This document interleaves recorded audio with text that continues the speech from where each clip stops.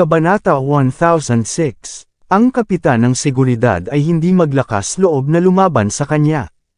Sa sandaling iyon, maaari lamang niyang kunin ang pakwan na kutsilyo ng lubusan at sinabi na may isang panginginig na tinig, "Master, ikinalulungkot ko." Ang susunod na bagay na alam ng lahat, siya ay nagpasya sa kanyang pakwan na kutsilyo, at ang kanang kamay ni Gray Jean ay tinadtad sa tunog ng mga buto na nakrak. Arg! Si Gray ay humiyaw tulad ng isang baboy na kinakatay, siya ay napahandusay sa lupa sa sakit. Si Harvey York ay inutos na may paghamak, pakain sa aso ang ganitong bagay. Ang kapitan ng seguridad ay hindi maglakas loob na tumanggi at pagkatapos ay dinala ang putol na kamay sa likod bahay. Hindi nagtagal, ang tunog ng wolfdog ni Gray na kumakain ng isang bagay at maaaring umuri ay maaaring marinig. Si Gray, na lumiligid pa rin sa lupa, ay nasa kawalan ng pag-asa. Walang awa. Si Harvey ay sobrang walang awa. Siya ay ganap na walang pag-asa. Kahit na natagpuan niya ang pinakamahusay na doktor sa mundo mamaya, sino ang maaaring maghukay ng kanyang sirang kamay mula sa tiyan ng aso at tahiin ang likod pabalik muli? Ang isip ni Gray Jean ay napuno ng sama ng loob at galit, ngunit hindi siya maglakas loob na ipakita ang alinman sa kanyang mukha habang tinitingnan niya si Harvey na nakalulugod. Samantala, si Queen Zimmer ay nagulat na halos siya ay nahihirapan. Nabasa na siya ng ihi sa buong katawan. Ito ang unang pagkakataon na nakita niya ang malupit na bahagi ni Harvey. Iniisip kung paano niya hinahamak si Harvey pabalik noon, nadama niya na hindi na siya makahinga. Sa wakas, si Gray ay kinagat ang kanyang mga ngipin at lumuhod bago kay Harvey. Prince York, kung ano ang nangyari ngayon ay ang lahat na isang hindi pagkakaunawaan. Ito ay ang lalaki si Zack Zimmer na nag-uudyok sa akin upang gawin ito. Kung hindi, wala akong alam sa iyong asawa. Bakit ko gagawin ang ganoong bagay sa kanya? Sumagot si Harvey nang walang pakialam, huwag natin muna pag-usapan ang aking asawa ngayon. May iba pa tayong pag-usapan. Ha? Si Gray ay namimagati. Ano ba iyon? Hindi na pinalaya ni Harvey ang isa pang kamay sa kanya, siya ba? Tinanong ni Harvey ang iba pa na pumindot sa kanyang asawa, saan ang mga taong kumuha ng aking asawa? Hilingin sa kanila na pumunta dito. Halos kaagad, ang ilang mga tauhan ni Gray ay dinala. Sa sandaling ito, ang lahat ng mga ito ay nanginginig sa takot. Ang sandali na makita nila si Harvey, nahulog sila sa kanilang mga tuhod at sinaktan ang kanilang mga noo laban sa lupa, walang huminto. Prince York, ito ay isang hindi pagkakaunawaan. Sinusunod lang namin ang mga order. Ito ay ang lalaking si Zack Zimmer na nag-utos sa amin. Si Harvey ay nagsalita sa isang tono na malamig, lampuin ang lahat ng ito, pagkatapos ay dalhin ang piraso ng basura na ito sa likod bahay. Hindi nagtagal, ang mga tauhan ay kinaladkad papunta doon, at ang mga hiyawan ay maaaring marinig sa likod bahay. Si Zack, na ang katawan ay walang lakas na parang jelly, ay kinaladkad sa pamamagitan ng isang tao at itinapon papunta sa lupa tulad ng isang patay na baboy. Alam na niya ngayon ang pagkakakilanlan ni Harvey. Hindi siya maaaring tumigil sa pag-alis sa takot. Harvey, ako ay masyadong bulag para sa aking sariling kapakanan. Ang lahat ng ito ay kasalanan ko. Humingi ako sa iyo ng tawad at upang ipaalam sa akin na umalis para makita kung paano ko hihingi ng tawad kay Mandy. Si Zack ay talagang natatakot. Tanging ang Diyos ay alam na si Harvey ang tunay na si Prince York. Kung alam niya ito ng maaga, hindi siya maglakas loob na saktan ang puso ni Harvey kung gaano siya katapang. Pinsan, hindi nababasa ang ekspresyon ni Harvey na sobrang lamig. Bang! Sa susunod na sandali, si Harvey ay sinipa mismo sa ulo si Zack, na nagpadala sa kanya ng lumipad ng 10-10 metro ang layo. Si Zack ang pangunahing salarin sa likod ng bagay na ito. Kung hindi ito para sa kanya, bakit si Gray ay gagawa ng problema kay Mandy Zimmer? Hindi nagtagal, si Zack ay kinaladkad sa lugar. Crack! Si Harvey ay lumakad at dumiin sa pulso ni Zack. Narinig ang tunog ng mga buto. Crack, crack, crack. Sa apat na mga kahihinatnan, binali ni Harvey ang lahat ng mga paa at kamay ni Zack sa pamamagitan ng pagtapak dito ng husto sa kanila. Hindi maaaring tumigil si Zack sa pagsisikap sa sakit, ngunit sa wakas, hindi pa siya nagkaroon ng enerhiya upang sumigaw o gamulong sa lupa. Siya ay nakahandusay sa lupa tulad ng isang patay na aso. Ang lahat ay nagulat. Ito ang tunay na kilos ni Prince York. Hindi siya umaatake maliban kung may sumalakay sa kanya. Kaya kung siya ay sinalakay, gusto niya talagang gumawa ng iba pang bayad sa pamamagitan ng daan-daang beses na mas masahol pa. Kahit si Ryan Gotti, na nasa gilid, ay nadama na parang ang kanyang ulo ay nahabag. Nadama niya ngayon na sobrang swerte siya habang nawala lamang ang kanyang kapangyarihan. Pagkatapos gawin iyon, si Harvey York ay nagtapon ng isang sulyap sa kay Gray Jean, na nasa lupa, at iniutos na malamig, humingi ng paumanhin at magbayad para sa sinumang kailangan mo sa lahat ng paraan. Oo, magsasaayos ako para agad. Si Gray tumango at nagbowed. Nagpatuloy si Harvey, mula ngayon, malulumpo ang lahat ng mga Jean mula sa Mordo kung maglakas loob kayong pumasok sa Southlight kahit na sa kalahati ng isang hakbang. Hindi ako manggahas, hindi ako maglakas loob. Si Gray, sa sandaling iyon, nawala ang lahat ng kanyang mga saloobin bilang isang mayamang tagapagmana. Ang lahat ng kanyang maaaring humingi ng kung ano ang dapat ipaalam sa pamamagitan ni Harvey. Sa Buckwood People's Hospital, si Simon Zimmer, Lillian Yates, at Mandy Zimmer ay lahat na nasa ospital dito. Si Oscar Armstrong ang isa na gumagamot sa kanila ng kanyang sariling mga kamay, ang pagpapagaling ay mabilis, at ang paggamot na kanilang natanggap ay tiyak na ang pinakamainam. Sa ospital ng maagang umaga sa kasunod na araw, habang ang kalangitan ay madilim pa rin, kinuha ni Jean ang pagkakataon at nagdala ng mga tao sa ospital upang humingi ng paumanhin ang kanilang mga noo na nakatutok sa sahig. Ibinigay pa niya sa kanila ang pinakamataas na kabayaran hanggat maaari bago umalis. Halos agad, ang buong Buckwoods ay may balita. Tiyak na sinakta ni Gray ang isang tao na hindi dapat, sa oras na ito kinuha ang kanyang isang kamay bago umalis ng Buckwood. Ito ay isang lihim na katulad ng pagkakakilanlan ng taong iyon na ginawa ito. Ang unang in-command ng Buckwood, si Yoel Graham, ay maaaring malaman ang isang bagay tungkol dito, ngunit pinananatili pa rin niya ang kanyang bibig, hindi siya nang ahas na sabihin ang kahit ano. Sa ward si Lillian, siya at si Simon ay nakahiga sa tabi ng bawat isa. Nang makita niya ang pagpasok ni Harvey, siya ay bumalikwas. Lahat ng ito ay dahil sa iyo isang piraso ng basura, kaya naman kahit na ako bilang isang mother-in-law na nakuha ng isang tao. Kung mas mahusay ka kaysa sa dito, sa palagay mo ba ang bagay na ito ay mangyayari? Alam ni Harvey na si Lillian ay walang magawa sa oras na ito kaya hindi siya maaaring magsalita kahit ano. Hindi niya iniisip na ang mga tao ay maglakas loob na gumawa ng problema sa isang lugar tulad ng paninirahan sa The Garden. Ngunit pagkatapos ng kaganapang ito, partikular na hiniling niya kay Tyson Woods upang ayusin ang ilang mga tao upang maprotektahan ang mga ito ng lihim sa araw at gabi upang maiwasan ang ganitong pangyayari muli. Sa susunod na mga araw, si Mandy ay nagpapahinga para sa kanyang mga pinsala. Siya lamang ang nagpapahintulot sa kay Harvey na matapos ang halos ganap na gumaling siya. Sabihin mo sa akin, Harvey, sino ka? Paano mo pinamamahalaan upang dalhin ang maraming tao upang sagipin ako?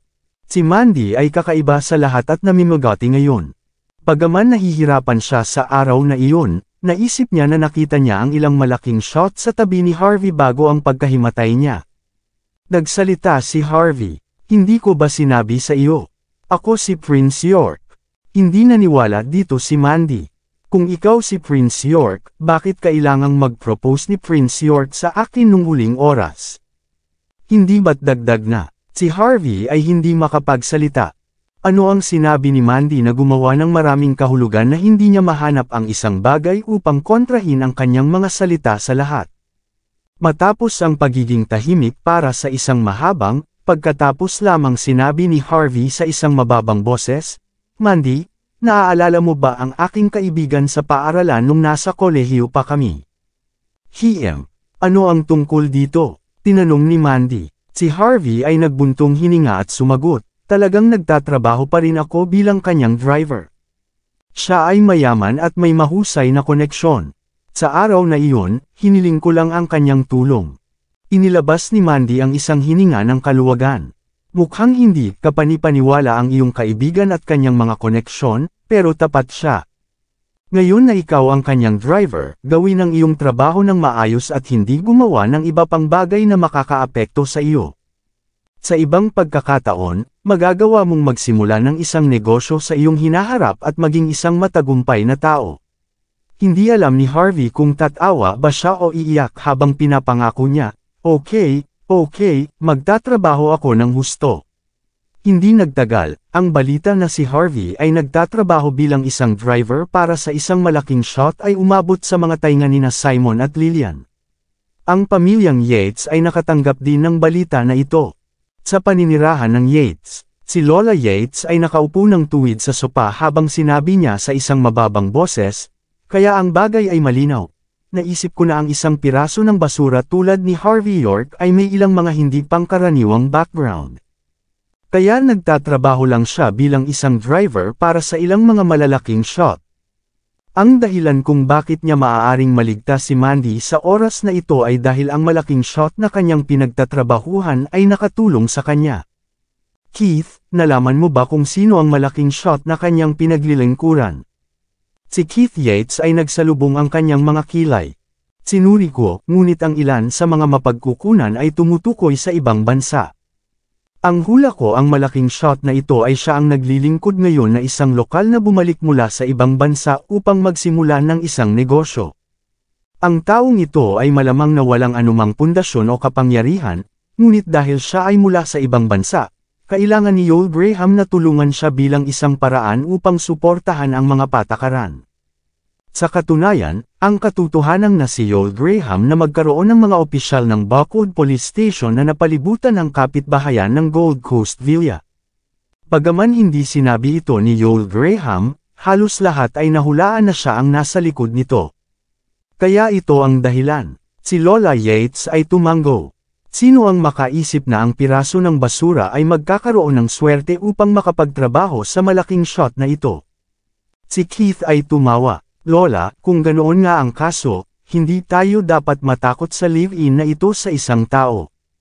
Siya ay isang driver lamang para sa isang malaking shot. Ang malaking shot ay makakatulong sa kanya ng isang beses. Talaga bang iniisip mo na matutulungan niya si Harvey para sa ikalawang beses? Ang mga pabor ay nakasalalay sa paggamit. Kaya ano ang ipinahihiwatig mo? Si Lola Yates ay nabuwal ng bahagya.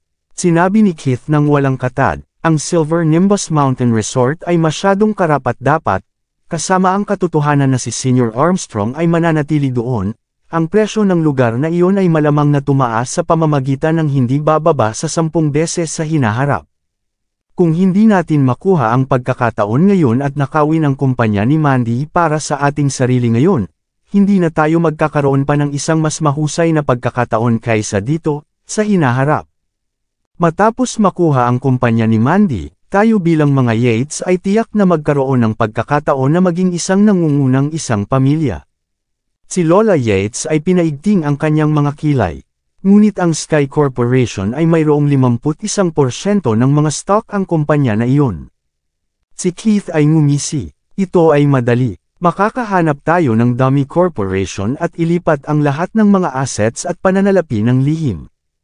Ang mga pagkain ay magiging malamig kapag nabawi ito ng Sky Corporation. Dagdag pa, tinanggihan na ni Mandy ang panukala ni Prince York. Hindi ako naniniwala na ang panloob na bilog ng Sky Corporation ay siya pa rin ang mag-aalaga ng tungkol sa kanya.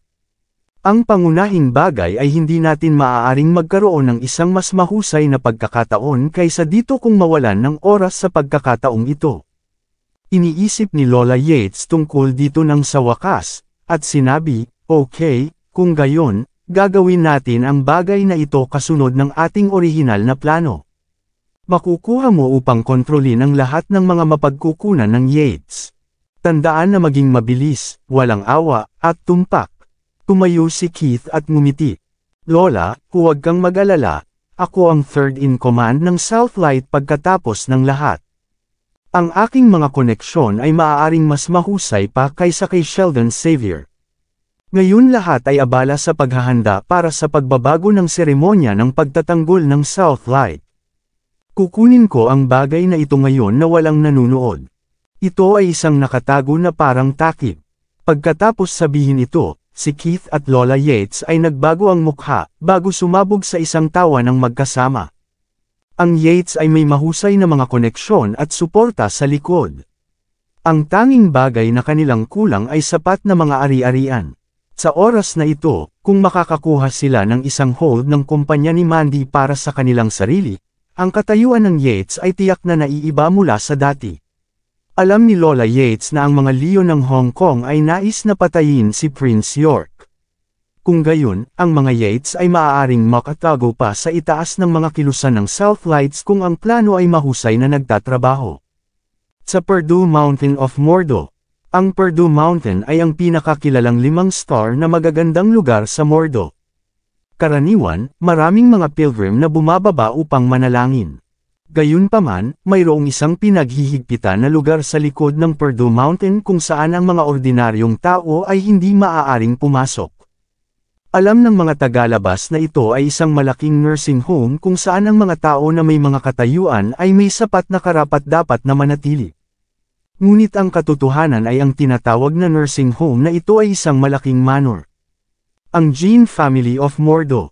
Ang pamilyang Jean, na naglagay sa ika-9 sa gitna ng mga 10 pamilya ng bansa H, ay nabuhay dito mismo. Ang buong posterior ng Purdue Mountain ay mga gusali na dinisenyo ng mga bundok at tubig. Ang mga gusali ay dinisenyo sa mga estilo ng lugar, at may mga hardin at pavilion sa lahat ng dako. Sa sandaling iyon, sa gilid ng hagdan ng Purdue Manor, mayroong isang stretcher sa lupa, at ang taong nakahiga ay walang iba kundi si Zack Zimmer, na ang mga kamay at paa ay nasira. Samantala, si Queen Zimmer ay lumuluhod sa tabi ng stretcher na may malamig na pawis sa buong katawan niya. Mayroong 2 hanay ng mga upuan sa magkabilang panig ng side. Si Gray Jean ganap ang kanyang braso na nawala ang ekspresyon bilang siya ay nakaupo sa upuan, ang kanyang mga mata ay kumikibot ng hindi mapigilan. Gayunpaman, si Gray na karaniwan ay mabangis, kumikilos ng mahiyain tulad ng isang daga na nakilala ang isang pusa, hindi mapangahas na gumawa ng tunog. Matapos ang isang mahabang panahon, ang tunog ng mga yapak ay narinig sa pasukan ng gilid ng hall. Sa susunod na sandali, ang mga kurtina ay binuksan sa magkabilang panig na may isang matikas na kagandahan na lumalakad sa loob. Siya ay may isang mataas na katawan tulad ng isang modelo. Kahit na may nakalagay na pampaganda sa kanyang mukha, hindi ito maaaring masakop ang kanyang Diyos tulad ng kagandahan. Ang babaeng ito ay may kagandahan ng isang engkanto. Ang sinumang tao ay mauutol sa pagsasalita sa pamamagitan lamang ng pagtingin sa kanya. Ngunit ang isang walang takot tulad ni Gray ay hindi maglakas loob upang tingnan ang babaeng ito sa lahat. Sa katunayan, siya ay tumayo kaagad kapag siya ay pumasok. Ibinaba niya ang kanyang ulo habang hinahawakan ang kanyang masakit na kamay bago sabihin, "Pagbati, ang aking batang kapatid na babae." Ang babae ay pinangalanan na si Hannah Jean at ang desisyon ng henerasyong ito sa pamilyang Jean ng Mordo. Kahit na hindi siya ang prinsesa, ang kanyang katayuan ay maaaring sinabi na nasa parehong antas ng prinsesa. Si Hannah ay nakaupo sa royal chair habang tinulungan siya ng isang tao sa pamamagitan ng pagkuha ng kanyang takong at paglalagay ng scarf para sa kanya. Habang nakahilig patagilid sa royal chair, si Hannah ay nagsalita sa isang nakaka-relax na paraan, "Narinig ko na sa oras na ito nang naglakbay ka sa Southlight, hindi lamang hindi mo inanyayahan si Senior Oscar Armstrong pabalik dito, nawala mo rin ang braso mo doon." Si Gray ay kinagat ang kanyang ngipin, "Maliit na kapatid na babae, hindi sa hindi ko kaya hindi isang mas matandang kapatid na lalaki, ngunit ang kalaban ay masyadong malakas." Kahit na ang mga Yorks ng Southlight ay nabangkaruti niya, si Prince York ay talagang iba. Si Hannah ay may mahiwagang ngiti sa kanyang mukha habang sumagot siya, "Totoo yan. Isang tao na maaaring lumikha ng $1 bilyong na kumpanya mula sa wala sa lahat ng kanyang sarili ay talagang iba siya." Ngunit, iyan ang nasa mata ng ibang tao. Hindi mo ba napapahiya ang pagsasabi ng ganoong bagay para sa isang taong ipinanganak sa Jean na pamilyang Mordo? Si Gray ay labis na nagpapawis habang siya ay mabilis na sinabi, "Maliit na kapatid na babae, bigyan mo ako ng isa pang pagkakataon, mangyaring bigyan ako ng pangalawang pagkakataon." Sagipin ko ang dignidad ng Jean family sa oras na ito. Si Hannah ay tumawa ng mahina. Hindi na kailangan para sa ngayon. Kahapon, may mga balita mula sa ninuno ng pamilya na kulang ang mga tao doon. Kaya, dalhin ang 2 piraso ng basura at pumunta doon. Pagkatapos ng pagpunta sa ninuno na lupa, magsikap ng husto. Siguro sa susunod na oras kapag ikaw ay lumabas, ako ay magkakaroon pa ng tuhod bago ka. Ang pagdinig sa salitang ninuno ng lupain, na ginawa ang noo ni Gray na puno ng malamig na pagpapawis ngunit ang mga patakaran ng pamilyang Jean ay mahigpit. Si Gray ay hindi pinapayagan na pumunta laban sa alinman sa mga ito. Halos agad, ang seguridad ay lumitaw at kinaladkad si Gray at ang iba pang 2 sa labas. Ito ay parang hindi narinig ni Hannah ang mga ito ay sumisigaw. Nagkaroon ng isang larawan sa kanyang kamay na may iba maliban kay Harvey York dito. Harvey York, Prince York. Bukod sa ito, anong uri ng iba pang katayuan ang iyong hawak? Si Hannah ay ngumiti ng kaakit-akit. Maraming salamat sa lahat ng sumusubaybay. Please subscribe and follow my YouTube and Facebook channel, Pilipino Novel. Maraming salamat po. Kabanata 110. Sa Buckwood. Ang balita na ang pinuno ng tagapagturo at si Oscar Armstrong ay darating sa pagbabago ng pagtatanggol sa depensa ng Southlight ay alam ng lahat. Narinig na kahit na ang hukbo ng Southlights ay nasa sabik. Ang punong tagapagturo ay ang alamat ng hukbo, ang buhay na alamat. Nais ng hindi mabilang na mga sundalo na makita ang kanyang tunay na mukha ngunit nabigo sila. Sino ang hindi makaligtaan ng pagkakataon tulad nito sa kanilang buhay? Si Senior Oscar nandoon, ang hitsura ng duo ay hindi magiging kasing simple ng isa kasama ang isa ay katumbas ng 2. Kahit na si Chris Leo ay nagsisimula upang masabik. Sa oras na ito, kung makilala ko ang punong tagapagturo, marahil kami bilang liyes ng Hong Kong, ay magagawang gamitin ang pagkakataong ito upang lumakad sa iba pang 3 pangunahing mga pamilya sa ilalim ko. At makakakuha ako ng hakbang sa kay Quinton York hanggang sa siya ay mamatay din. Si Keith Yates ay masigasig at sabik din. Kung namamahala ako sa punong tagapagturo bilang aking likod at suporta, kung gayon ay hindi ito magiging isang panaginip para sa akin na maging unang in command ng Southlights. Kahit na ang 2 ito ay nasa sabik na dito, walang kailangang ipag-alala ang iba. Sa puntong ito, ang imbitasyon card para sa pagbabago ng seremonya ng pagtatanggol ay itinulak sa isang langit na taas ng presyo. Maraming tao ang gustong magbayad ng milyon-milyong dolyar upang sakupin ang pagkakataong ito upang makilala ang punong tagapagturo. Ito ay tiyak na isang pagkakataon sa isang buhay. Hindi magkakaroon ng mas maraming pagkakataon na tulad nito kung napalampas nila ito. Kasabay nito, sa ospital. Si Mandy ay isang taong hindi mapakali. Pagkalipas ng 3 araw sa ospital, ang kanyang katawan ay halos nakuhang muli ng husto, at siya ay handa na bumalik sa trabaho muli. Ngunit ang sitwasyon na nahaharap sa pamamagitan ng kumpanya ay naiiba muli.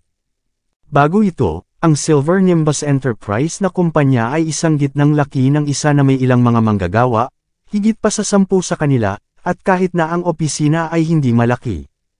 Ngunit pagkatapos ng proyekto ng Silver Nimbus Mountain Resort ay naging sikat, alam ni Mandy ang kanyang pagkakataon ay darating. Kinailangan niyang kunin ang pagkakataong ito upang mapalawak ang saklaw ng kumpanya at subukan na magkaroon ng ilang higit pang mga piraso ng lupa. Ito ay isang pagkakataon para sa Silver Nimbus na kumpanya upang maging sikat, at hindi niya nais na makaligtaan ito.